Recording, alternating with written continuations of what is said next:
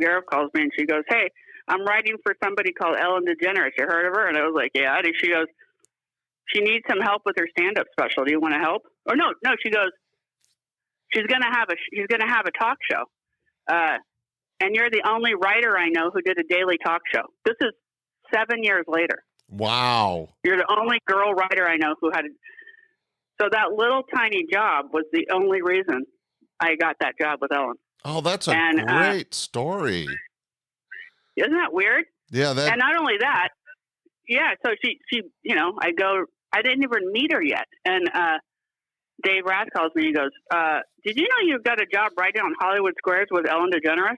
And I go, "What?" And so then Karen Kilgariff calls me. She goes, "Well, I guess you better meet Ellen now that you're working for."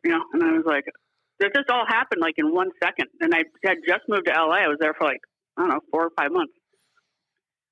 It's such a Hollywood story. And so they hooked you up with Ellen, and how you must have had an immediate connection.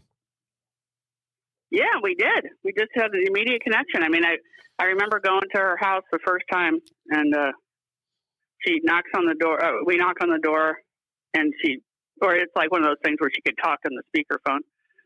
And Karen goes, "I brought Karen." And she goes, "I told you not today." And then she just starts laughing. And then she comes in, she goes, "Karen says you're really funny. Are you funny?" And I go, "I'm pretty funny." She goes, and she just kind of stares at me. She goes, "Yeah, I think you are." And then that was pretty much it. Well, I worked for her for 7 years.